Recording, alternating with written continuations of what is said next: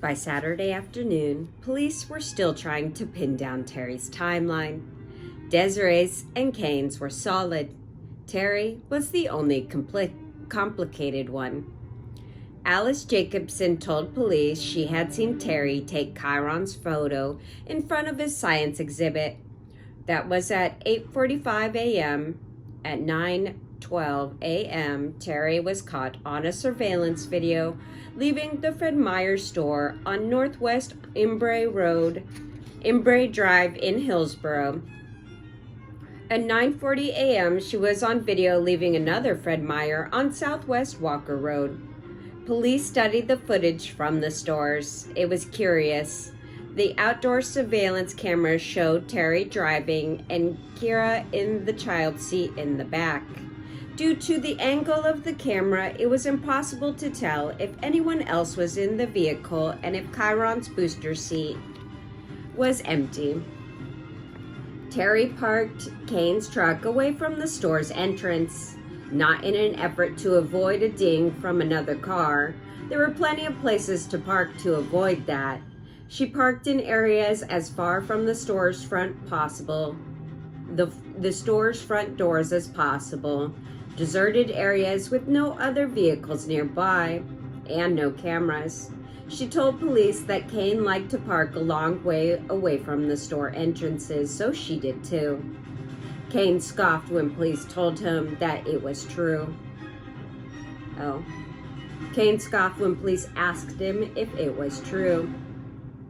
Detectives told Terry on a drive to the places and back roads where she had said she had stopped by on Friday. They were hoping that Terry would say something on the drive. Just what? They didn't know. Maybe she'd cry or react or something. Maybe she'd even break. The detectives had questions about the cold medicine Terry said she had purchased for Kira. She said she didn't find the Motrin at the first store. Fred Meyer told police it couldn't guarantee they'd have Motrin in stock that morning. Inside the second store, the video showed Terry talking with a man. Both gestured as if she was thinking where she'd find a certain product, and he was indicating a particular aisle. She found it and also bought some grocery items while she was in the store. There was a receipt. When the police asked to see the bottle of Motrin, she shrugged her shoulders. "It's around here somewhere."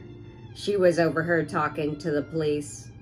It was never found, and none of the other items she'd bought were found. Over the weekend, Terry added to or changed her timeline multiple times. She remembered she had stopped at the Michaels, an arts and crafts store, and Magic Cleaners. Police had trouble confirming the stops. There were shirts from the cleaners hanging in Kane's closet, but Kane couldn't remember when they'd been picked up. The dry cleaners couldn't place Terry at the store. She changed her story about which staircase she and Chiron had used on June 4th, after they had been downstairs in Mr. Macbeth's room. She said she and Chiron had used different staircases to go back upstairs, and that she had waved at him. When Desiree pointed out that Chiron wouldn't be able to see Terry at the first east end of the hallway because of his poor eyesight and a wall that partially blocked the view, she changed her story and said that they were both up the front stairs. Terry's timeline, well, it was a little elastic. Was she stretching the truth? "I couldn't believe that Terry kept changing her timeline," Desiree said. "How could she not remember that day? I know everything I did that day. That was the day that our world was turned upside down."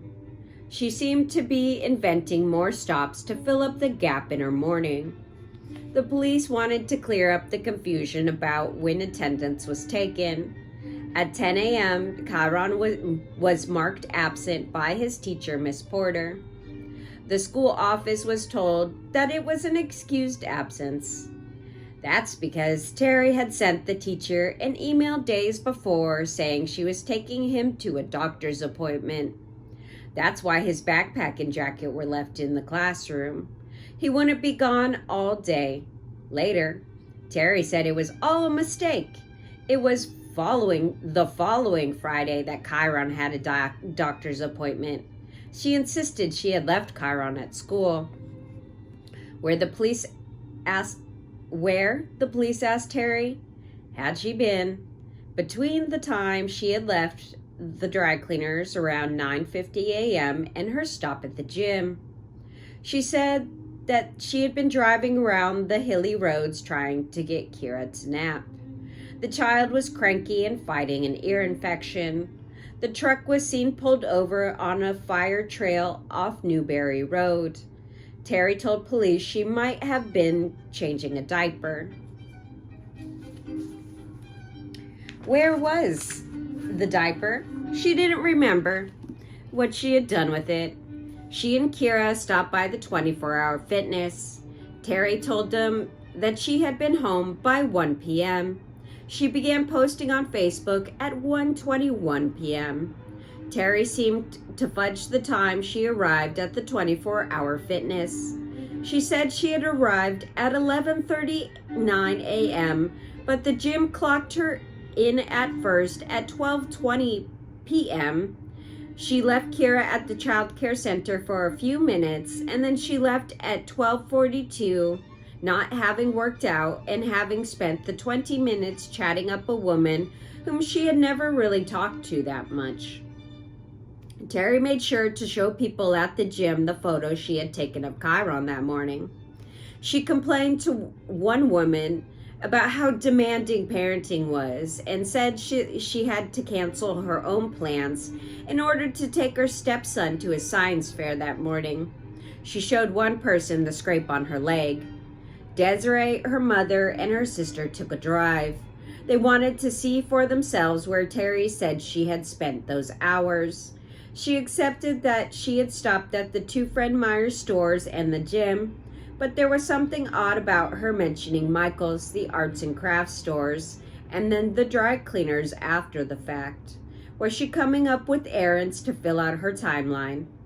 At first, Terry hadn't mentioned the cleaners, and she said she had gone to the store but didn't go in. Later, she said she walked up to the store, but there was a long line and she decided not to wait. The police interviewed the clerk, who said that it had been a quiet morning with no long lines. No one saw Terry. No matter where they drove, Desiree, Kathy, and Kelly couldn't fill out the 2 hours and 40 minutes that Terry was unaccounted for. Chapter 6, The Lord's Got This, evening, June 5th, 2010. Saturday night, Tony took the Saturn Ion and drove down the road from Kane's house to meet his brother Jeff. He pulled over behind Jeff's truck on Northwest Cornelius Pass Road and climbed in. A tall, burly man 8 years older than Tony, Jeff had always been a father figure to him. As Desiree and Tony were driving to Portland the day before, Jeff and his wife Sherry had been heading south to Medford to visit Jeff and Tony's father. Like Desiree's own blended family, it was complicated. Jeff, Tony, their brother Paul, and their sister Jody all had the same dad. Jeff was raised by Tony and Paul's mom. On Saturday, Jeff's stepmother told him she had heard the news that Chiron was missing. Jeff and Sherry turned around and headed back to Portland. Jeff guessed that Tony needed to get out of Kane's house and that he would be of the most help to his brother at a neutral location. Jeff, the oldest of the four, had worked as a consultant for electric companies from California to Washington State, advising them on the deregulation of billing issues. He had also worked for a dental equipment manufacturer in Newberg, Oregon. In 2002, he had become a non-denominational pastor at one of Portland's megachurches. Although he performed some weddings and funerals and filled in preaching, he primarily helped the church with financial and administrative issues. Sherry, his wife, had been diagnosed with stage 3 breast cancer in 1997. She had chronic pain issues ever since. Jeff took care of her and their teenage daughter, Katie. Jeff and Tony enjoyed kidding with each other. One Christmas, Jeff sent their mother an ugly sweater for Christmas, but addressed the card from Tony. It's a tradition they have kept up. Every year, one of them sends an ugly gift to their mother, but signs the other's names. Tony didn't like to ask for help. He was a cop. He was resilient, but by Saturday night, he needed Jeff, his second father, as the big brother. Jeff had carried him on his back when he was young so Tony wouldn't get his feet wet. They loved each other and accepted their differences. Jeff is more religious than I am, but I'm more worldly, Tony later explained. Jeff asked Tony if he could bring anything to him. Clothes, underwear. Tony said he had wanted some Kodiak. Jeff didn't know what that was, and he had to call a friend to find out where to buy the high nicotine tobacco. He was told at any gas station. When Tony climbed into Jeff's truck, he was handed the Kodiak. Tony had quit several years before, but of course Desiree would not be happy if he became a user again. I was desperate, Tony said later. I would have tried anything. He was embarrassed about turning to tobacco. It felt like I was using Chiron's missing as an excuse. I don't believe in the idea that you get a free pass because of a crisis. But it had helped. Their talk was emotional.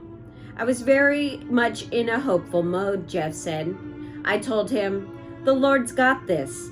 Tony explained to him what the police were doing and how they had gotten a late start looking for Chiron. 6 hours. Tony had learned that Chiron had been missing for 6 hours before anyone knew that he was not at school. Law enforcement in Great Britain called this time the golden hours, the minutes and hours immediately after a child goes missing. Although Tony had told Desiree he wasn't ready to convict Terry yet, he told his brother that her story didn't add up. It seems dumb now. I thought it would have been resolved, Jeff later remembered. He thought Chiron would be found soon. I wasn't really accepting it, Jeff said, but Tony was nailing it. The police were so far behind the curve, it was really troubling. How Tony saw it was exactly how it played out. With Jeff, Tony could talk and cry. His grieving process started that night. Terry discovered Kane was wearing a wire. I bet he told her. I don't trust Kane. I don't trust nobody. But I specifically don't trust Kane. Don't like him as a person. That's just me. There was not a lot of closeness between the couple, but there was enough that she spotted a piece of tape on Kane's back. "What? Are you wearing a wire on me?" she asked. Kane tried to say that it was leftovers from something he had been doing at the gym, but now his cover was blown. Terry wanted to talk to Tony alone. Against his better judgment, he agreed to go with her and Kira to help post a no trespassing sign at the end of his driveway. Tony thought Terry might share some information that was important to finding Chiron. What she wanted was to find out what the police were thinking. He shrugged his shoulders and began to explain that he had no idea. She told him about the back surgery she needed and acted flirty. Then he felt her hand run up and down his back. It gave him the creeps. She was feeling him up, checking to see if he was wearing a wire too. He got back to the house as soon as he could. Tony concluded that she wanted someone on her side, someone who could keep her updated on the case. It was not going to be him. Desiree and Tony were gradually learning more about Terry's actions before and after Chiron's disappearance. On Thursday, June 3rd, Terry had taken the diorama to school. Desiree spoke to Chiron that evening on the phone. He was a little nervous about the science fair. She reassured him that the day would go just fine. "He is a lot like me," Desiree said later. Really, really shy. On Friday morning, Terry told Kane she needed the truck. They switched cars. Saturday evening, FBI agent Ted Price gave a briefing to the family. He mentioned how many people were helping to search, and he promised to find Chiron. And when mentioned the case of a 2-year-old Wesley Dale Morgan, missing from his home in Louisiana since 2001, he was last seen playing with puppies on a porch of his house, wearing a t-shirt with the face of Mickey Mouse. The FBI had been involved in that case too. It was still open and continued to haunt law enforcement, who also took a new look at it every few years. The boy's 19-year-old mother had long been a suspect, but there were never enough evidence to tie her to the case.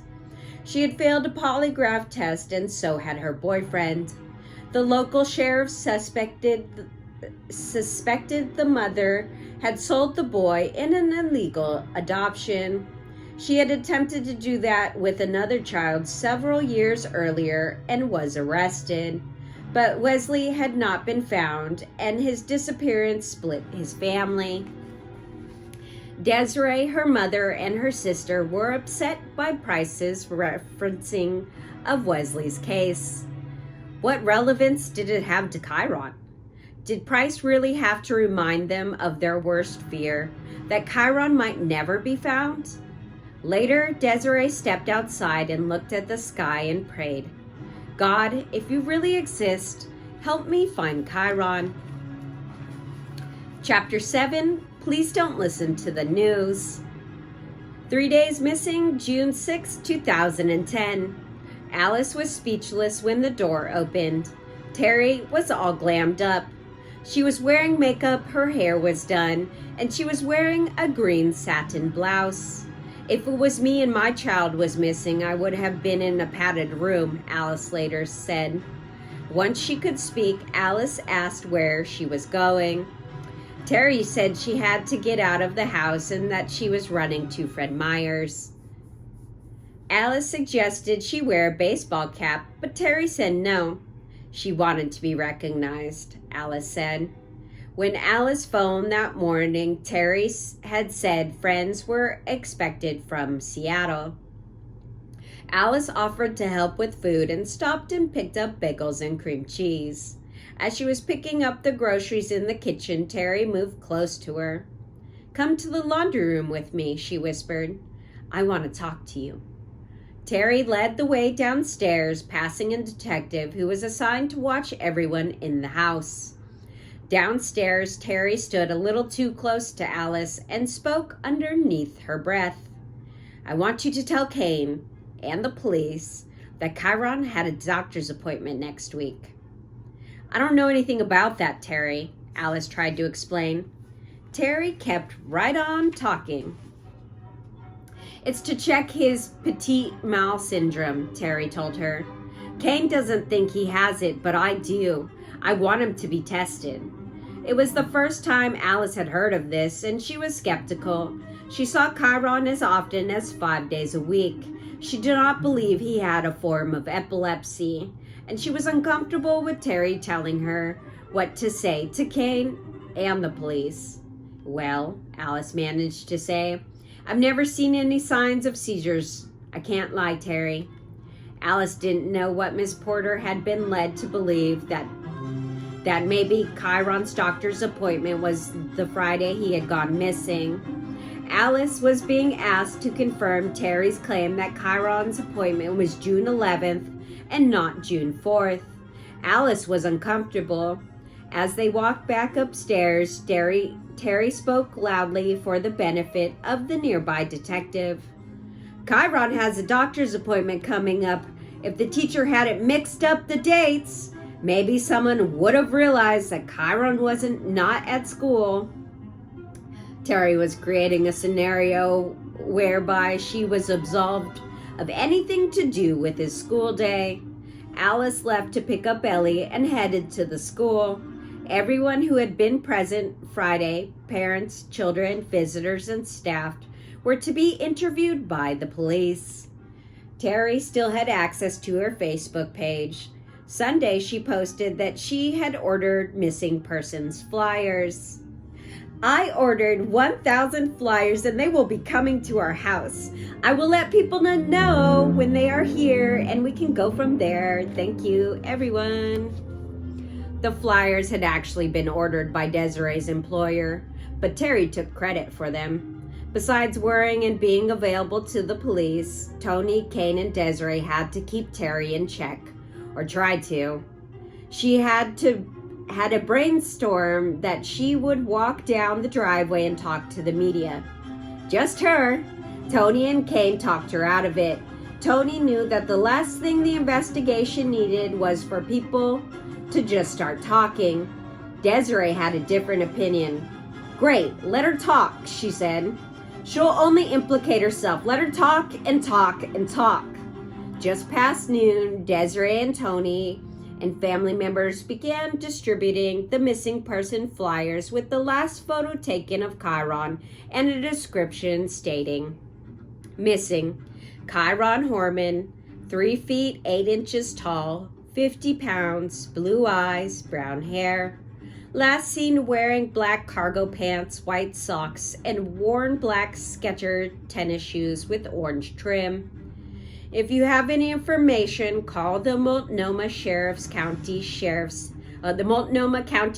tip line 503-261-2847. If you have seen him or have urgent information, dial 911. They left the flyers at the populated areas near the school, including the shopping malls where Terry had stopped on Friday. Terry was isolated in the house, while Desiree, Tony, and Kane were the grieving parents. Terry's community was on Facebook, and she turned to it. That weekend, she posted, "Please don't listen to the news. It is inaccurate. We will give details as soon as we can. Thank you for all your well wishes. There are a lot of people looking." It is hard to know what Terry meant about the news being inaccurate. Just one day after Chiron went missing, she might have meant what had quickly become part of the narrative, that she was the last person to have seen Chiron. Anyone who watches TV knows suspicion falls on that individual. And if the person is a family member or someone close to the family, there are multiple reasons they are under suspicion. There is an axiom among detectives and prosecutors. Murders are usually what they seem. Terry was busy on her laptop Saturday. She knew people were suspicious of her. She wrote one friend complaining about how blogs were blaming her for Chiron's disappearance. She did not have the support of dozens of people who left short messages on Facebook. She did have the support of dozens of people who left short messages on Facebook. If you need anything, let me know. Thinking of you always, Terry. Love you. What happened? I'm out of the loop. I hope you're okay. Oh my God, Terry, I just realized the situation. You never think it will happen to those you know. Please know we are praying and everything will be okay. We love you, Terry. People on Facebook have passed this post all across the U.S. Terry, you are in our thoughts and prayers. Let us know if there's anything we can do. I wanted to scream while listening to the inaccuracy of the news last night. So sad that we can't get accurate news from a news channel. Isn't that their job? In one post, Terry addressed the concerns expressed for Kira. Kitty has been hugged by a lot of people, both in person and via the internet. She keeps going in Chiron's room, sitting on his bed and reading his books. One friend wrote, "Hang in there, friend, love ya." Terry answered, "Hanging." Later, Terry posted, "This message is from one of Chiron's classmates. I couldn't resist posting," smiley face emoji. "Dear Terry, I really miss Chiron and he is a really good friend and kid. I really like Chiron. I hope he gets home soon. Sincerely, homie of Chiron. We're homies of Chiron. We got you, bruh. Chapter 8. I'm happy now, mama. Afternoon, June 6, 2010. On Sunday, Kane and Desiree met with an FBI agent from Quantico who had arrived to compile a profile of a possible abductor. They sat in a room at Tualatin Valley Fire and Rescue, the small rural fire department down the road from the school. The profile asked about their marriage and about Chiron. When the agent questioned them about how Terry had come into their lives, Kane tried to explain it away. We were separated at the time, Kane told the FBI. No, we weren't, Kane, Desiree insisted. The agent decided she had better talk to them separately. Yeah. I forgot. This is the chapter. Okay. She asked Desiree and Chiron if Chiron might have walked out of the school to find a frog. Desiree said that Chiron wasn't like other children. He didn't like to handle things little boys often played with, like frogs or bugs. When he went fishing with Tony, his stepfather had to put a worm on the hook, land the fish, and take it off the hook. Yet he loved to fish. It became clear to Desiree that the FBI profiler was interested in Terry and what might have been her motive to harm Chiron. Officially or unofficially, Desiree learned bits of information. According to detectives, at 11 a.m. on June 4th, Terry's cell phone pinged off a tower near the island where two channels of the Willamette River meet the Columbia River and flowed 100 miles to the Pacific Ocean. Sauvie Island is one of the largest river islands in the U.S. The island and its many tributaries are not near the two Fred Meyer's stores or the gym where Terry had stopped. Terry told police that the ping was because the route she took was from when she was trying to quiet Kira. The MCSO narrowed the ping to within a mile of the cell phone tower. To the west, there were roads off of Highway 30 and Deep Woods, as well as road near Kane's house and the school. To the east were Sauvie Island and thousands of acres of marsh and waterways. Kane sent an email to his colleagues at Intel. She wrote that many coworkers had contacted him to ask what they could do to help. He asked them not to speak to the media. He repeated the physical description of Chiron that the media had been releasing and suggested his coworkers pass it on. And he repeated what was known, that Chiron had been dropped off at school and went missing sometime in the morning. He said it was still unknown whether he left the school grounds or on his own or had been abducted. Be assured that there are an amazing number of agencies. Oh, this is his note. Be assured there are an amazing number of agencies and the amount of person power being applied to the search and investigation, he wrote. Thank you for all the thoughts and prayers for Chiron's safe return. I will update the group once status changes, which will hopefully be soon. At this time of this note, Chiron has now been missing for 48 hours. Time is of the essence. At 3:30 p.m., there was a police interview that were completed at the school. Carol Smith, superintendent of Portland Public Schools, Portland Public Schools, held a news conference at the church. She outlined plans and address security concerns in the wake of Chiron's disappearance. Going forward, all K-8 schools would begin using an automated dialer system to notify parents when students were absent without pre-approval. Until the system was in place, schools would personally call parents. Additional school resource officers would help with security. She did not specifically mention the 7 unmonitored doors at Skyline Elementary School or explain what the policy would be on special days that brought hundreds of extra people to the school. Smith said that when Skyland opened Monday, a crisis response team consisting of a school psychologist and counselors would be on site.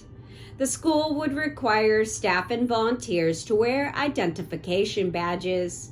She promised that the protocol for the parents leaving their children at school would be studied. She didn't explain further. Chiron's disappearance was not the first case to prompt an examination of school security in Portland. In 1992, a 12-year-old girl was abducted from the library of her Southside Portland Middle School and raped at a nearby hotel. Schools across the state began to lock their side doors. Employees wore badges, and visitors had to sign in. In some schools, a mirror was installed to help secretaries see anyone coming in the main entrance. However, rules had always been relaxed for events like concerts, parent-teacher conferences, and science fairs. The measures couldn't prevent every scenario. In 1995, an ex-student went to the cafeteria of Portland Marshall's High School and shot 2 students. One suffered nerve damage to his face. The 19-year-old gunman was sentenced to 13 years in prison. The attack prompted the district to install some metal detectors. In 1997, a man made it into Portland Lanes Middle School and exposed himself to students before teachers captured him. Some schools began to use a phone system to call parents about absences, but a spokesman said that Skyline was so small that the staff and teachers knew the students and usually the reasons for an absence. That was the crack that Chiron fell through. A small school, a close community. As far as cameras, Portland schools, many of which date to as early as the 1900s, had less up-to-date technology than newer suburban schools. Only a few of the Portland schools had a security camera system. It's a funding issue, the school district said. Schools in Portland had dealt with ugly custody fights, but a student had never vanished. Superintendent Smith called Chiron's disappearance unprecedented and deeply troubling. Alice and Ellie were among the families interviewed by detectives Sunday at the school. They were asked about the last time they'd seen Chiron. Then Alice was asked a question she hadn't expected. Could Terry Horman be responsible for harming Chiron? Do you think she did it? The detectives asked. Alice wasn't a yes or no. I can't believe a mother would do this, she said. Kira is the love of her life. Why would she risk losing her? Late in the afternoon, Desiree Kane and their families were briefed again. Sheriff Staton had learned more from the day's interviews with the parents, staff, and students. There was confusion over why Chiron hadn't been in class. He was marked absent, but his teachers believed he was at the doctor's appointment, so there was no reason to alert the school office. There were rumors to sort out. Someone thought they'd seen a second adult with Terry in her truck. Others said the truck wasn't parked in the school lot, as Terry had said. It was up a gravel road on the west side of the school. Privately, the Sheriff Staton shocked Desiree and Tony with other news. She told them Chiron had reportedly been seen by a student and an adult as he left the south entrance of the school with his stepmother. Terry and Chiron weren't holding hands, but they were walking out together with Kira. The sheriff later backtracked on the statement, leaving Desiree and Tony confused. The search was growing. 350 searchers with dozens of trained dogs covered thousands of acres. The sheriff announced that Chiron's disappearance was being escalated to a missing endangered child's case, but he did not call it a kidnapping. The MCSO had investigated all known sex offenders in the area and searched dozens of homes and sheds. There had been no ransom demand. It just didn't seem like that kind of abduction. The police weren't ready to share it quite yet, but they were leaning towards thinking that it was a familial abduction. Someone in the family, they believed, was responsible for Chiron's disappearance. "She's not family," was Desiree's reaction when she heard the theory. She could only be referring to the one person. Desiree had another run-in with Quinn's father and stepmother, Gary and Lisa, when she returned Quinn to their home Sunday evening. Desiree wanted Quinn to have access to his cell phone, which was zealously guarded by his dad. There was an argument among adults. "When they find Chiron, I have to be able to reach my son," Desiree told them. She invoked a condition in the custody arrangement and Oregon law that she was entitled to have contact with her son at any time. As the argument escalated, Quinn was sent into the house. The conversation got heated. Tony was standing next to Desiree. Her mother, Kathy, started to leave the car to rush up as reinforcement. Lisa came out of the house to take Gary's side in the disagreement. Desiree, who was usually said nothing stronger than "holy moly," when shocked or surprised, was about to lose it. Tony got her attention and said it was time to go. They were deadlocked. Quinn's father and stepmother would not let Quinn carry his cell phone. Desiree and Tony returned to the car. Of all the days, Desiree thought, Kelly and her father drove back to Medford. Kathy stayed with Desiree and Tony. After Kelly arrived home, she issued a statement on behalf of the family, thanking the community for their concern and support.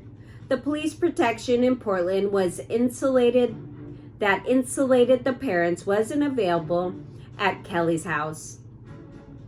Soon reporters began calling Kelly 40 or 50 times a day.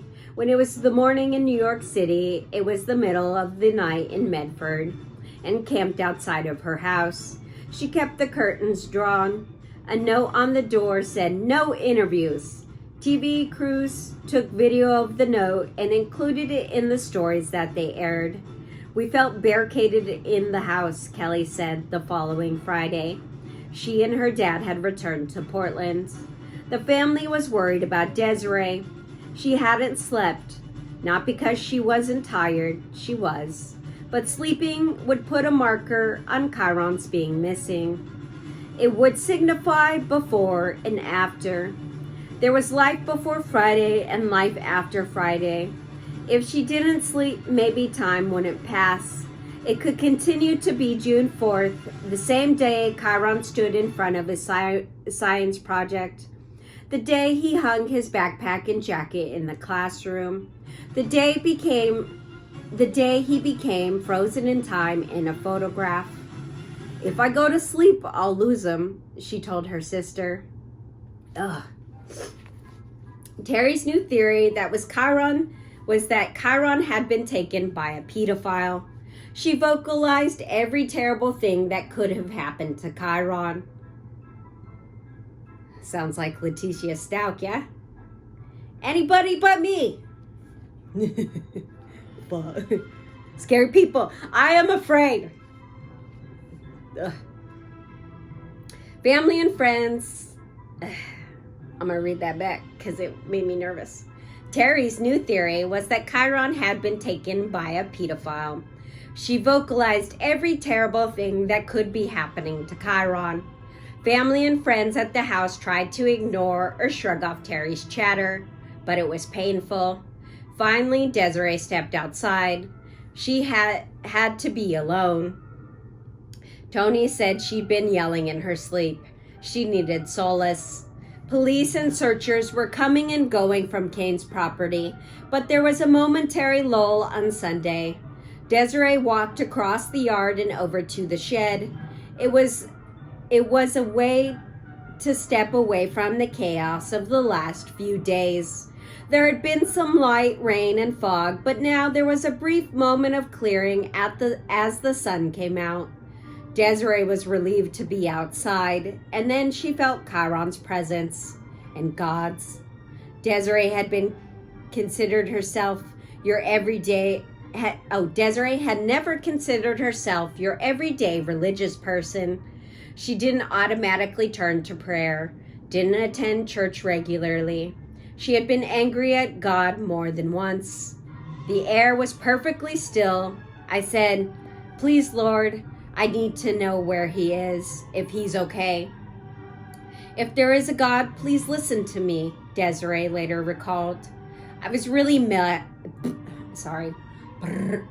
I was really mad. I felt that God wasn't listening. Suddenly, silently, a small whirlwind kicked up leaves and twigs at her feet. I felt a presence. It wasn't a vision of God or of Chiron, but I felt that they were both with me. I felt Chiron put his hand on mine. He said, "I'm okay. It's gonna be okay. Mama, there's a God. He does exist. I'm with him. I'm happy. I'm playing with my cars. I'm happy now, Mama." "I need an answer. I need to find you," she said. "That might not happen. I'm with God." "You're not here anymore?" "No, but there is a God in heaven." The whirlwind died and the leaves and twigs stopped swirling. And then Chiron's hand slipped from hers and he was gone. Much later, Desiree told Tony that her conversation with Chiron, Desiree told Tony about her conversation with Chiron. "He thought my mind was playing tricks on me and that I was just tired." Tony doesn't always believe in stuff. He believes in more tangible evidence, but he listens and supports me and believes in my mom gut. She never told Kane. It was for me. I knew that we would keep looking for Chiron, and I hoped that he would come home. On Sunday, 2 red balloons and a sign reading "Wall of Hope" for Chiron Horman appeared on the fence in front of Skyline Elementary.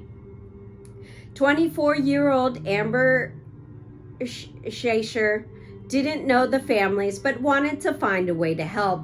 Maybe she could create a place where the community could come together. She couldn't be the only person who needed that and who thought that Chiron's was everyone's son. He was, even to people like her who didn't have children. I'm an auntie. Proud auntie. Hey. That's what I'm saying. How do I care more about Chiron than Terry? I don't know, man. Something's wrong. Something's wrong. She couldn't be the only person who needed that and who thought of Chiron as everyone's son. He was, even to people like her who didn't have children.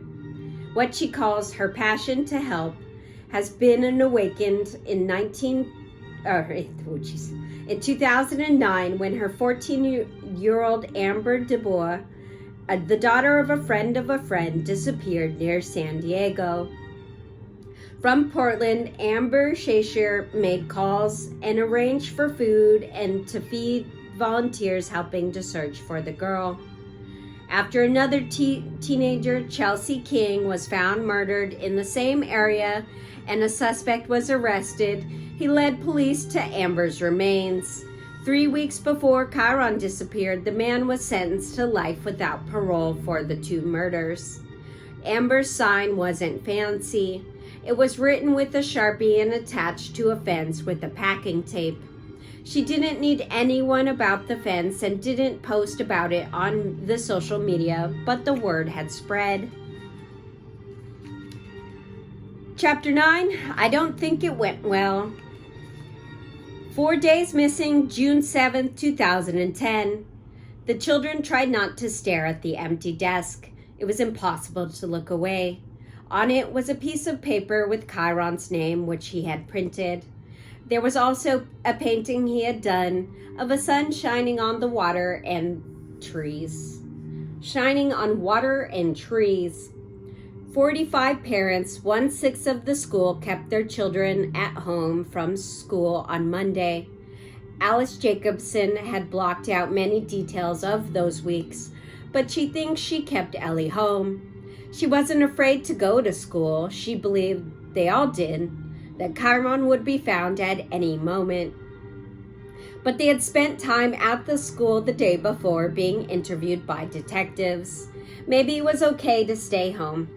Ellie returned to school on Tuesday, June 8th. Midweek, several local businesses had surprises for the children in hopes of taking their minds off the events. Some team members of the NBA Portland Trail Blazers visited the school. They had backpacks for all the students. A popular shop, Voodoo Donuts, known for its quirky decorations and unusual ingredients, brought dozens of boxes of donuts. There were counselors at the school to meet with students and teachers. Everyone was trying to keep up the kids' spirits, especially Chiron's classmates. A few months earlier, the father of one of the students in his class had died in a motorcycle accident. He had been the cool dad. Chiron's disappearance was their second trauma in a few months.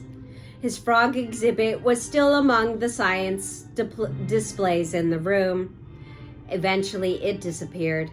The school might have offered it to Kane, or maybe the police took it. Desiree never saw the project that Chiron was so proud of. For Alice and Ellie and for the other families, life stopped. Everything was a blur when Chiron disappeared. We had been planning to take Ellie on a trip to California when school was out, she remembered. We canceled everything. We were all waiting for Chiron to be found. The school was resuming. The search and rescue staging area in the school's parking lot was moved. The mobile command centers, RVs, satellite trucks, lights, and numerous service vans were set up at a rock quarry and a quarter of a mile away.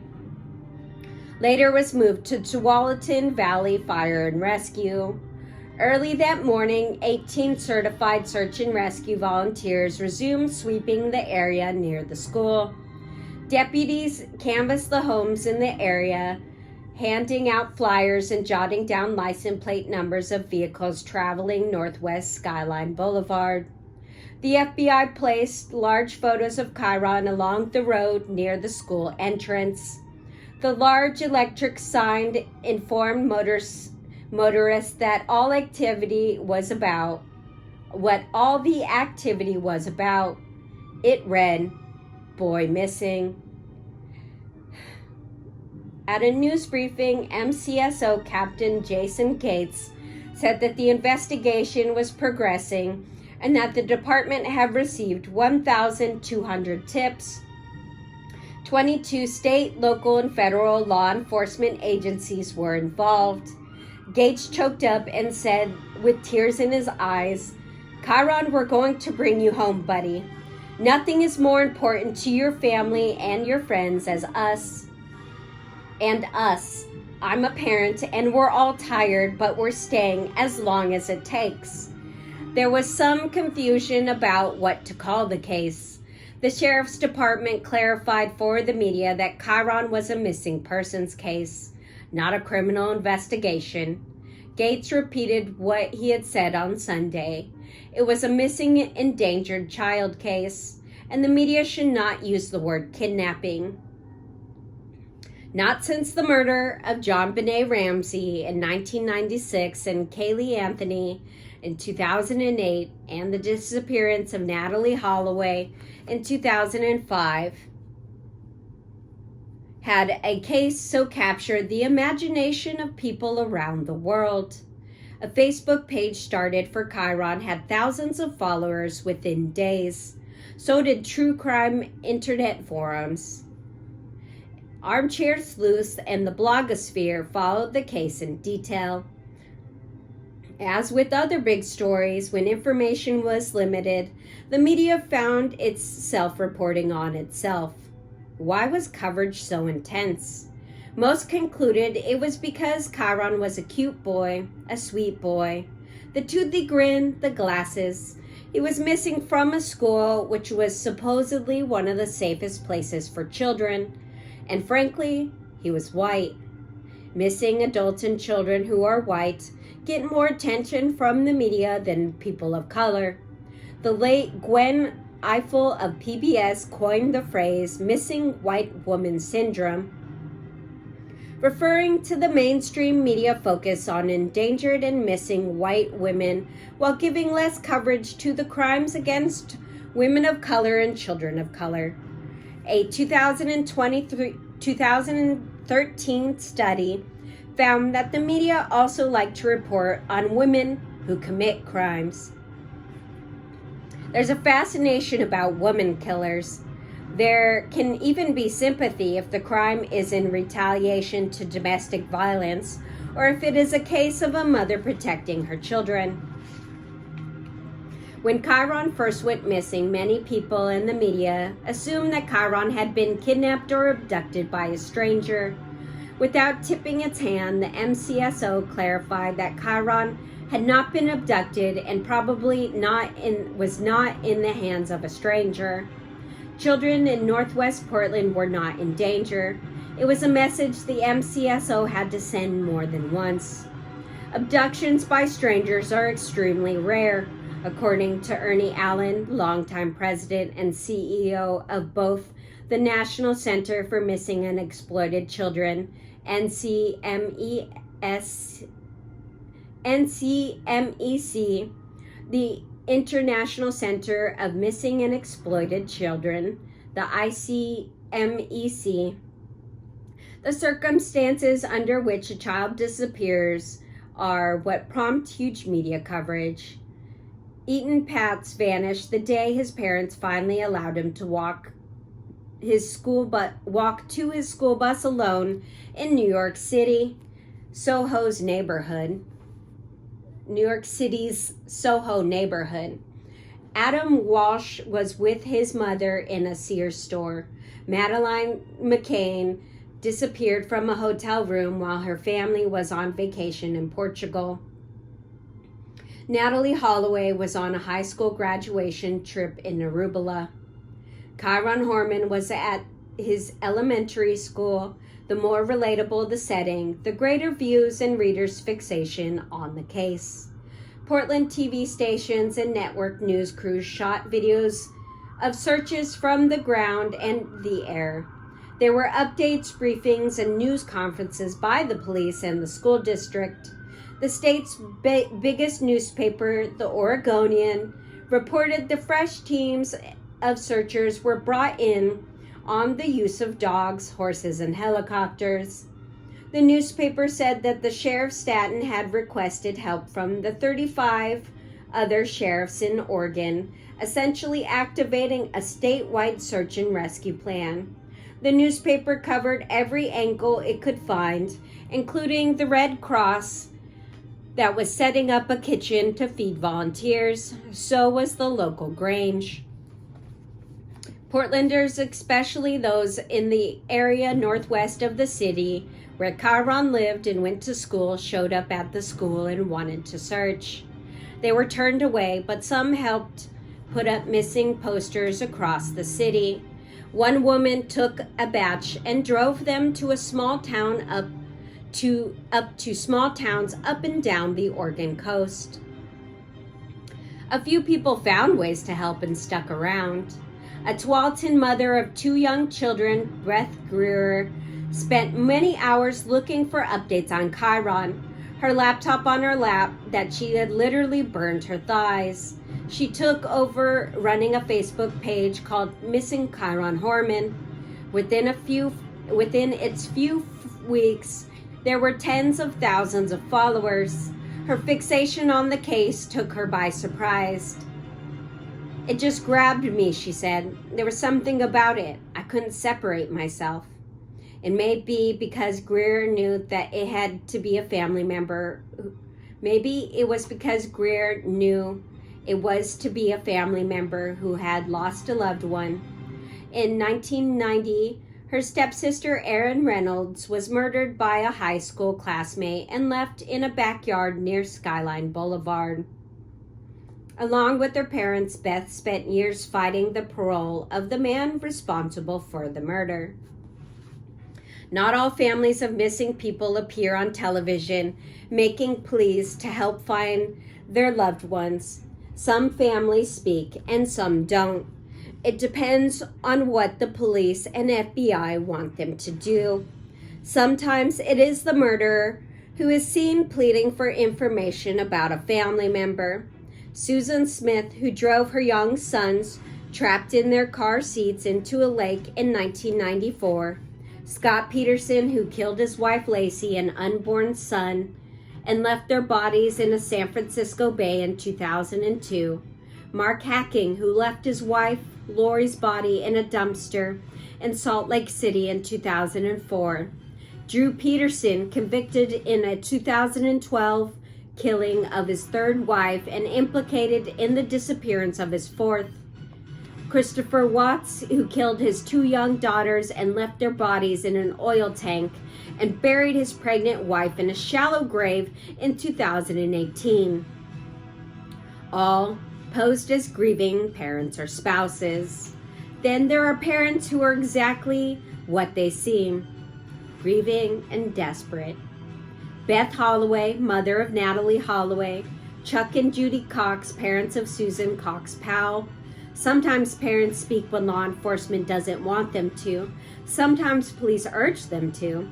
Kane, Tony, and Desiree depended on the MCSO's judgment. For the first couple of weeks of the search for Chiron, they did not speak. Tony's friend, Medford detective Terry Newell, and another colleague, Detective Justin Ivins, arrived Monday.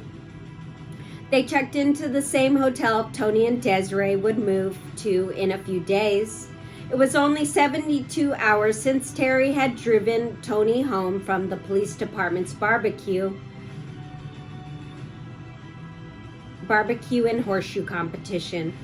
To Tony, it seemed like long ago and like someone else's life.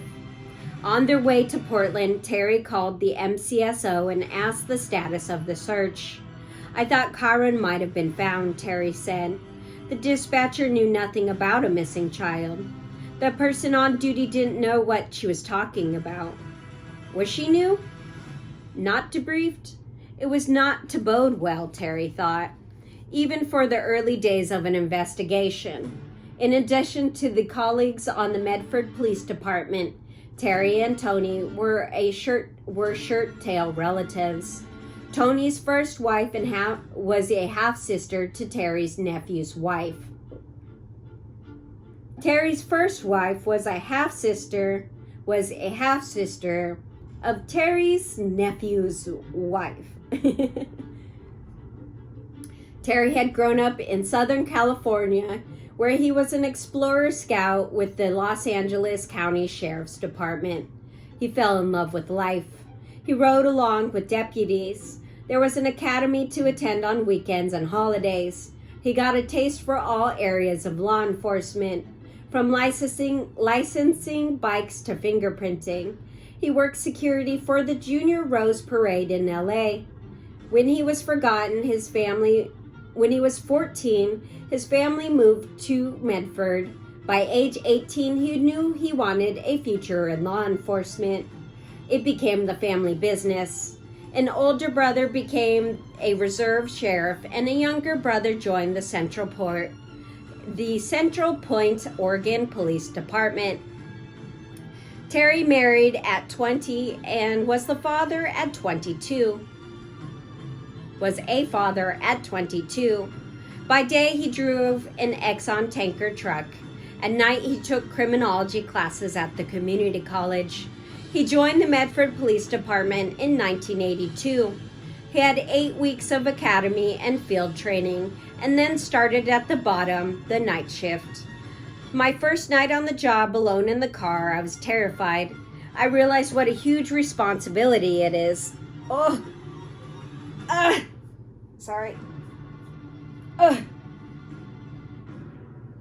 January 15th, 1991, he became a detective.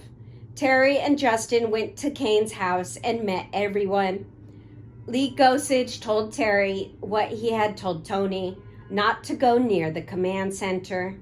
It's a well-known truism that an investigation starts with the person closest to the victim and the last person seen with them. The million-dollar question in Chiron's case was whether that person was Terry Moulton.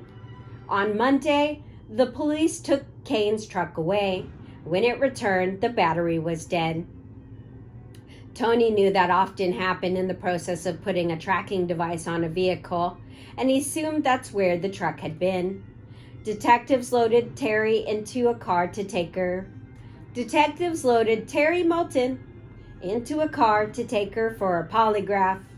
Desiree and Tony were also escorted into the sheriff's car.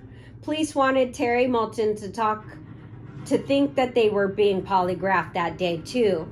They weren't. The polygraphs would be later on in the week, but detectives wanted to maintain an element of surprise with Terry. She was gone for 10 hours and arrived back at the house, complaining loudly that she had been told that she had failed the polygraph. Terry and Justin were present when Terry Moulton ranted. They heard her screaming something derogatory about the polygraph. Justin turned to Terry. "What did she say?" "I don't think it went well," Terry said. The two looked at each other. "She sure acts weird," one of them said. Tony thought something had happened and that something in the case had broken. Terry said the police had told her that they'd found Chiron's DNA in the bed of Kane's truck. Terry seemed unconcerned about that, Desiree remembered. She shrugged it off. "I was thinking, why would Chiron's DNA be in the bed of a truck?" No one had any answers. Desiree wasn't told what had been found. Blood, saliva, urine, hair, something else. Terry leaned forward in a recliner in Kane's living room and looked toward Desiree. "I hope you know..." Oh, I'm gonna go back. Terry Moulton leaned forward in a recliner in Kane's living room and told Desiree, "I hope you know I loved your son," she said. It was too little, too late, plus it was strange. Desiree didn't believe her. Terry Moulton couldn't do or say anything now that Desiree didn't find suspicious. Plus, Terry's comment was worded in past tense. "You loved my son?" Desiree angrily spat the words back at her, rose, and left the house. Tony was outside and tried to make sense of what Desiree was telling him. Something about Terry hurting Chiron. He thought the lack of sleep had sent Desiree over the edge. Later, Desiree and Tony talked about Terry's comment. You will want to remember that," he told her. "You should probably start a journal." The next day she did, going back to recreating the hours since June 4th, the day her life had changed. We're on page 93. What's happening? Stop. Okay. Okay, have a good day. Bye.